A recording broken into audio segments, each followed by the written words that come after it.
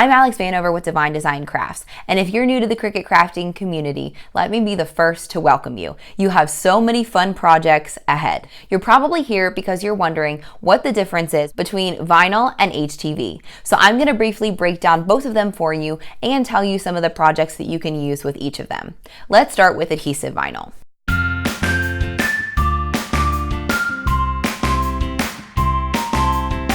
Adhesive vinyl goes by a couple of different names. Sometimes it's just called vinyl, and some people even shorten it to 651. 651 is short for Oracal 651, which is what this kind of vinyl is. It's one of the most common vinyls that people use on vinyl projects. Oracal 651 is a permanent adhesive vinyl, perfect for indoor or outdoor projects. Adhesive vinyl is just what the name implies. It already has adhesive on the backing of it, so it's basically a peel and stick type of vinyl. You use transfer tape to move the vinyl from the paper backing to your design without distorting your vinyl.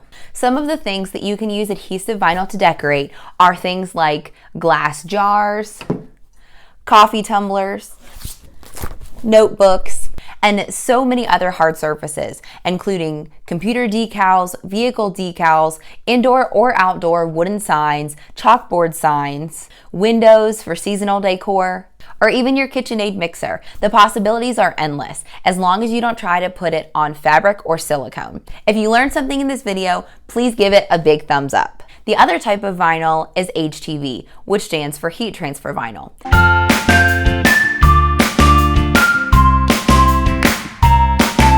You'll also hear some people call this iron-on, and that's because Cricut's brand of heat transfer vinyl is called iron-on, but all of those are the same product. HTV is different from adhesive vinyl because it requires a heat source to activate the adhesive.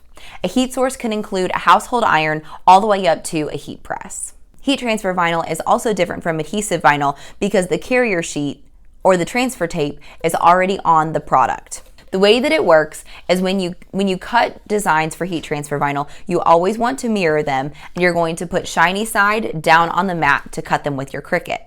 The shiny side is the carrier sheet and the back side is the actual vinyl. So the Cricut's going to cut the back side, and then you're going to weed away the excess, and you'll be left with the vinyl that you want to apply and the carrier sheet on the front. So no extra transfer tape needed for heat transfer vinyl.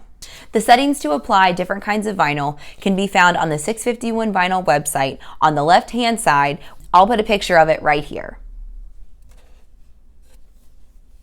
The products that work best with HTV are fabric. So you can make things like the monogram t-shirt I'm wearing. You can put designs on tote bags, makeup bags, garden flags, burlap, felt. A lot of different fabrics that you can think of can be customized with heat transfer vinyl. If you're new here, please consider subscribing. I go live or put out a new video every week. So I'll teach you tons more about what heat transfer vinyl and adhesive vinyl can do.